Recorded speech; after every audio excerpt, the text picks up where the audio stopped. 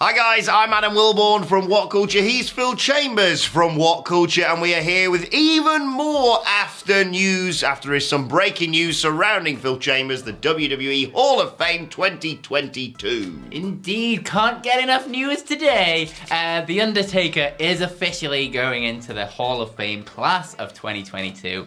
Obviously, it's in Texas and everything's bigger there, and he is quite a big man, so it makes sense that he's going to go in, and he also, lives there. So we've obviously not seen The Undertaker around since his farewell at Survivor Series with the lightning and the MIDI music and the people in the ring that disappeared, and then Vince came out and said something, and then he disappeared, and The Undertaker was there. Obviously, it was in the Thunderdome back in those dark days. I will say I have seen him since then at the Pitbull's concert. Oh, of course, yeah, of course, a Pitbull thing. Is he going to induct him? I hope so, yeah. Mr. Worldwide. I don't think there's anyone else that's connected to him right now to actually do this.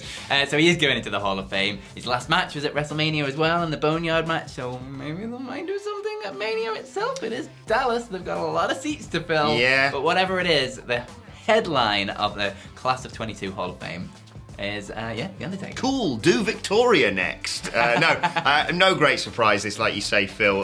Texas. Yeah, considering how old Taker is as well, the Boneyard match, his farewell at Survivor Series, it all just sort of nicely comes together. But I do think my prediction this year, we all know how my predictions go, was the fact that we would see Undertaker in a wrestling ring. Not counts if he doesn't just come out and wave at WrestleMania. But I get the feeling he's going to do something. A choke slam, a big boot, maybe even a tombstone at WrestleMania. Even if he's just come out, attack some goober, get a big pop, and then leave.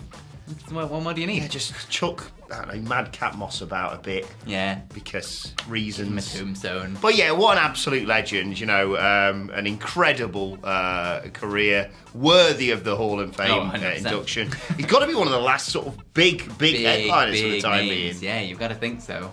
Who's left? Not many. Rock. He's the Rock. The Rock, yeah, The Rock, probably. But yeah, fair play to him. An incredible legacy he leaves behind. But yeah, I wouldn't rule out him doing one more thing. Like we said when we did the live stream for Survivor Series, this can't be the farewell. Doing that in front of no fans whatsoever doesn't seem to be the right send-off for what a historic career he's had. It needs to be something in front of fans, whether it's just he gives Matt Canvas a big tombstone and he pops the crowd, and then you get his entrance one last time or something like that. You've got to do something. I mean, it's an incredible story, his career.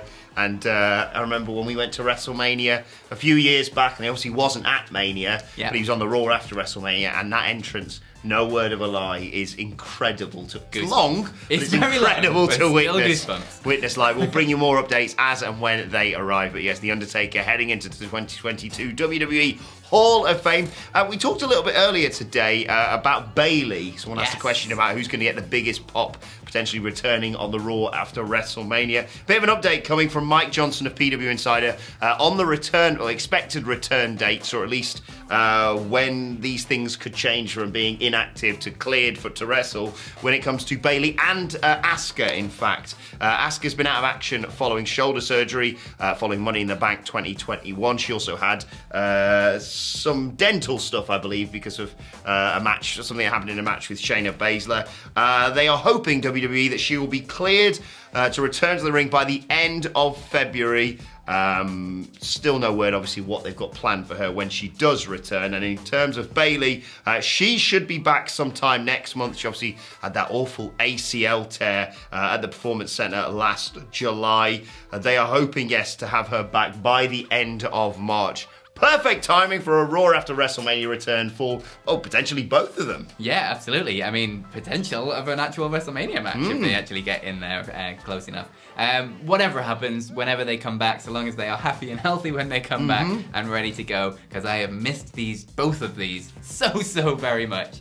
They've got, without question, huge stars in this women's division, but can't argue that Bayley and Asuka just bring something else to the table. Yeah, don't absolutely, they? and especially with how much they gave to the fans and the company during the pandemic era. They were both like absolute shining lights of that era to then go out just as the fans are starting to come back is absolutely crappy. But with Ronda Rousey coming back, that was a good shot in the arm of the women's division, but it feels like it still needs something else to sort of get that going again, back to the sort of heights where it has been in the past. Could be an incredible 2022 for the women's division in WWE. That, with both of those back, that is one hell of a roster they have there. Ooh. Yes, please. Yes, very much looking forward to that. We'll keep you posted on any developments with that. But yes, potentially Asuka and Bayley back by the end of March, let's say, or at least hopefully to be cleared to return, let's say. Exciting stuff. But speaking of women's wrestler returns, Kairi Sane is returning back to the ring in Stardom in Japan.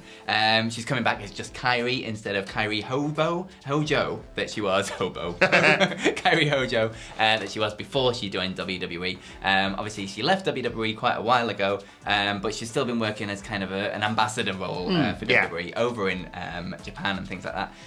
But that ran out in December, and so now she is free to return, and Stardom have picked her up. She got attacked at a press conference while they were announcing it, so she's getting straight back into storylines, and she's joining an incredible roster in Stardom. It's one of the best women's rosters that's out there at the minute, and her as a sort of integral part of that is going to be very interesting to see. She's obviously done a lot for that company before, feuding with the likes of Io Shirai and things like that, legendary things. But yeah, exciting to have her back in the ring and in a very exciting promotion. Yes, a great get for Stardom.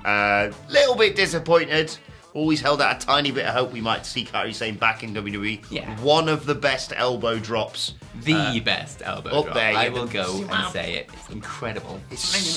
She just properly goes for it, doesn't she? But yeah, congratulations to her.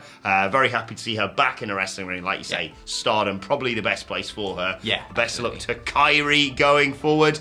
So we got that, but then some sad news about a wrestling legend who, unfortunately, if he wasn't already, has confirmed that his in-ring career is over. Devon Dudley revealing on Instagram that 3 of his vertebrae have had to be fused due to wear and tear suffered throughout his pro wrestling career. He is done in ring. I mean, it's not like we were hoping for a big return for Devon Dudley. It's still sad news to hear, though.